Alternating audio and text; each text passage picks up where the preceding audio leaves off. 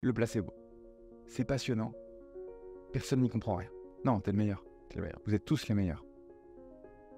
Il n'y a même plus de compétition. Vous êtes tous les meilleurs.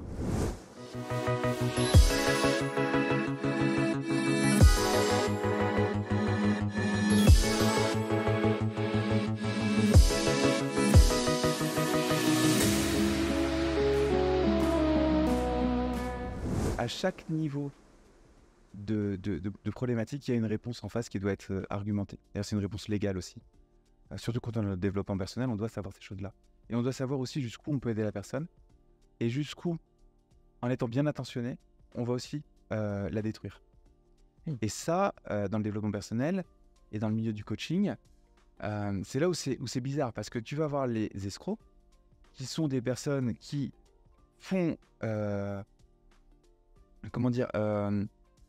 qui font des choses mauvaises en étant mal intentionnés, qui est une petite partie, hein, c'est pas une grosse partie en vrai. Et après, tu as les... je sais pas comment Les incompétents, on va dire. Ceux qui font des mauvaises choses en voulant bien faire. Ouais, alors est-ce qu'ils sont vraiment incompétents? Oui, alors ils sont incompétents objectivement, mais eux, oui, voilà, ils ont une bonne intention. Oui, ils y croient, ouais. Donc ils sont pas méchants. Ouais. Et c'est là, et ça se retrouve absolument partout. Hein. Il n'y a pas que dans le développement personnel. Dans les ingénieurs, on en parlait, dans la médecine, dans les musiciens, dans quel que soit le domaine, t'as vu. Mais effectivement, même dans la médecine, c'est pour ça que... Et c'est pour ça que tout est une affaire de nuances, de contexte, de paradoxes, de plein de choses. Et tout à l'heure, tu parlais des gens qui sont à fond dans le mystique et les autres sont à fond rationnels. Effectivement, c'est deux caricatures qu'on peut prendre. Et tu disais, je préfère être avec quelqu'un qui voit la vie en rose et qui vit dans un monde de bisounours qu'avec quelqu'un qui est hyper rationnel et qui du coup ne croit plus en la vie. Ouais. Et moi, je vais te dire, tu as le niveau supérieur encore. C'est comment est-ce que je peux être paradoxalement dans les deux en même temps. D'accord. Et moi, c'est vraiment quelque chose aujourd'hui sur lequel j'aspire. C'est-à-dire avoir des croyances mystiques, spirituelles, ce que j'appelle les mensonges du succès, auxquels moi je crois, tout en étant extrêmement rationnel avec... C'est pour ça que je te disais, on peut l'appeler le plexus solaire ou le centre neurovégétatif des émotions, tu vois. Parce que on parle du même point dedans, qui est à la fois expliqué en sciences, médecine, et qui est aussi expliqué dans les philosophies hindoues et ailleurs. Et comment est-ce qu'on peut prendre des deux pour que ça nous serve? Le problème que j'ai, c'est quand on veut imposer une croyance personnelle que l'on croit vraie pour de bonnes raisons pour nous, à d'autres personnes. Quand tu commences à vouloir imposer ta vérité comme la vérité, alors tu tombes dans le dogme. On peut aller plus loin vers la dérive sectaire, etc. Ça, c'est mal. Mais, paradoxalement, pour toi, tu peux avoir des croyances qui vont te servir. Exemple. Scientifique. Le placebo. C'est passionnant. Personne n'y comprend rien. Même les scientifiques, ils ne comprennent rien. Il y a 1 milliard d'études, tu as des méta-analyses sur le placebo. Chaque médicament qui est mis en circulation sur le marché est toujours confronté au placebo. S'il déplace le placebo, il est mis en circulation. Sinon, il n'est pas mis en circulation. Et c'est comme ça qu'on prouve l'efficacité des médicaments. Ouais. Et moi, j'ai l'autre lecture. C'est aussi comme ça qu'on prouve l'efficacité du placebo. Bien sûr. C'est incroyable ce machin. Mais oui. Et de l'hypnose et des choses comme ça. Oui. En fait, l'hypnose, c'est juste du placebo. C'est du placebo mis en boîte. C'est une simulation de placebo, quoi. C'est du placebo high level. Le rêve, c'est du placebo high level. Ça. Et d'ailleurs, il y a même des études qui montrent, par exemple, des gens qui ont un gène qui ont moins bon cardio que d'autres, et d'autres qui ont un gène un peu différent. J'ai pas l'étude là en tête, mais en gros, si tu dis aux gens qu'en fait ils ont le bon gène, bah ils vont performer même mieux, alors qu'ils ont le mauvais que ceux qui avaient le bon gène, tu vois. C'est incroyable quand même, tu vois. Juste parce qu'ils ont eu la croyance. Et c'est bon, je le suis. L'effet, comment on appelle ça, Pygmalion. Oui, c'est ça. Quand on dit aux élèves que ça touche sur dos. Prophétie et autoréalisatrice. Voilà, prophétie autoréalisatrice. C'est ce qui se passe chez Apple. Quand un ingénieur arrive chez Apple, bon déjà ils sont bien filtrés à l'entrée, rationnellement, mais on leur dit qu'ils sont dans la meilleure boîte au monde. Qu'est-ce qui se passe? Je suis le meilleur. J'ai été pris chez Apple, donc je suis le meilleur. Donc ça, c'est culture d'entreprise. Si t'es chez moi, c'est que t'es le meilleur. C'est que vous êtes tous bons. Non, t'es le meilleur. T'es le meilleur. Vous êtes tous les meilleurs. Il n'y a même plus de compétition. Vous êtes tous les meilleurs. Et dans quelle mesure ça peut être une dérive où on se remet pas ça en question? Alors, je vais donner un exemple. Ouais, c'est un peu délicat quand même. Faut quand même arriver à... Dans le monde quoi? De l'entreprise, c'est délicat quand même ça.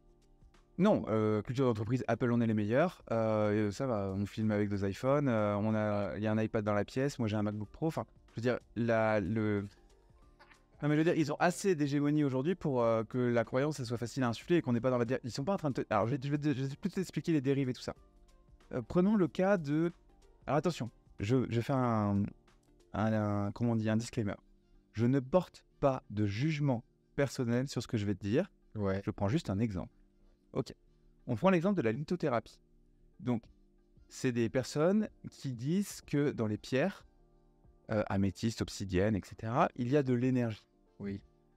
Et que cette énergie peut être bénéfique pour Oui. nettoyer une pièce, renforcer tout un tas de choses. Et donc, il y a tout un courant de développement personnel autour de la lithothérapie. J'ai des pierres chez moi. Est-ce que je vais dire que scientifiquement ça marche? Jamais.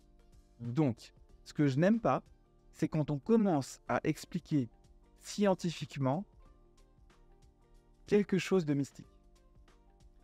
Si jamais, enlevons la lithothérapie, parce que là, c'est ceux qui croient en la lithothérapie. Et en plus, je le répète, j'ai des pierres chez moi. Donc moi, j'aime bien. J'ai une boule d'obsidienne chez moi dans mon salon. J'aime me dire que cette boule d'obsidienne nettoie ma pièce. Et c'est là où c'est paradoxal, et c'est là où on va... Enfin, je vais donner le meilleur de ce que j'ai compris dans le développement personnel maintenant dans le podcast. On peut croire, on peut mettre en place des choses qu'on sait fausses si elles nous servent et si on sait pourquoi on les met. Est-ce que je dis que ma boule d'obsidienne chez moi est scientifiquement prouvée et que rationnellement elle nettoie les énergies de ma pièce? Non. Est-ce que ça me plaît d'y croire? Oui. Est-ce que les deux réalités ont le droit d'exister dans ma tête? Oui. Je sais que c'est faux dans le monde et dans la vision scientifique.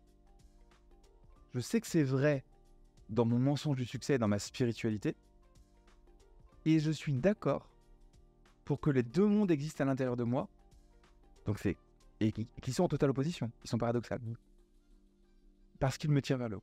Maintenant, je ne vais jamais dire dans ce podcast, mettez tous des bouts d'obsidienne chez nous parce que ça va nettoyer votre pièce. Ça, c'est de la pseudo-science. Et c'est utilisé. Alors attention, pseudo-science, machin, s'il y avait un lithothérapeute en face, on partirait en débat pendant des heures. Je considère que c'est une pseudo-science. Mais c'est pas pour ça que, si ça me plaît, je peux l'utiliser. T'as la même chose avec le gris-gris ou le porte-bonheur. Et il y a un petit côté, tu regardes la pierre, tu fais... J'ai presque envie de croire que c'est vrai. C'est un peu Mais bizarre. moi, j'y crois. Ouais, mais parce que moi je suis comme toi, je trouve que c'est une pseudo-science, mais tu vois ta petite pierre, tu fais ah, elle est cool quand même. Elle m'appelle, il y a quelque chose en fait qui se passe quand je regarde la petite pierre. Et c'est prouvé scientifiquement. C'est ça que je vais t'expliquer. Dire que la pierre nettoie la pièce n'est pas scientifique. Dire que le fait que je crois que la pierre nettoie ma pièce, ça fonctionne, c'est scientifique. Ce qu'on appelle l'ancrage. Ouais. Et c'est en fait, on en revient au l'effet placebo. Exactement. Et donc moi j'ai un vrai paradigme de l'effet placebo. Je pense, c'est ma vision, que tout est placebo. Et là, tu passes à un cran dessus. Et c'est génial parce que tu joues dans les deux tableaux. Tu peux avoir des gris-gris, tu peux avoir des porte-bonheur. Si Rafael Nadal, quand il sert au tennis, et quand même Rafael Nadal c'est le plus grand gagnant de tennis à Roland-Garros, c'est l'un des meilleurs joueurs au monde. Si quand il fait son service, il a besoin de se mettre 3 fois les mèches de cheveux derrière les oreilles, de se toucher les tics, tu sais, le rituel. Si ce rituel... Est-ce que on enlève la lithothérapie pour pas créer de faux débats, etc. Je vous aime, les lithothérapeutes, je n'ai rien contre vous, j'ai des pierres chez moi. Et en plus, j'ai tout lu là-dessus, ça me passionne, c'est rigolo, j'aime bien. Et je peux faire ça avec plein d'autres disciplines. Ok. Prenons le rituel de Rafael Nadal avant de servir. Est-ce que le fait qu'il se touche 3 fois les cheveux à gauche, qu'il fasse des trucs machin, qu'il remonte son short et qu'il remette sa culotte, je sais plus exactement, faudrait revoir le rituel qu'il fait avant chaque service. Est-ce que c'est ça qui fait qu'il va mieux jouer scientifiquement parlant? Non. Il améliore pas son service instantanément, il n'y a pas une énergie mystique qui se crée autour de la balle qui fait qu'il va battre son adversaire. Par contre, lorsqu'il fait ce rituel de mise en situation du sportif de haut niveau, puisqu'ils ont tous des rituels, il invoque un état ressource qui fait que c'est la même chose que quand je me redresse, tu vois. Physiologiquement et chimiquement, effectivement, ça marche. Donc c'est paradoxal. Non, le rituel qu'il met en place. Par exemple, tu vois, la dérive sectaire si Rafael Nadal, dans son académie de tennis, faisait des méthodes de dérive, ce serait touchez-vous 3 fois les cheveux, etc. Avant de servir, ça va marcher, tu vois. Il imposerait un dogme non prouvé, non universel, sur une croyance qui serait ça va vous permettre de mieux jouer au tennis. Tu vois, là, on est vraiment dans une caricature qui est intéressante pour comprendre le dogme. Mais c'est pas parce que ce dogme n'est pas universel et qu'on peut pas le mettre chez tout le monde, ce qui est une dérive. Là, on est sur la dérive sectaire du tennis. C'est rigolo comme exemple. Mais ça marche pour lui. Et donc, si ça marche pour lui, continue à le faire. Tu vois? Et si tu trouves tes propres dogmes à toi, tu construis ta propre... c'est pas une dérive du coup, parce que ça te construit ton propre rituel, tes propres trucs,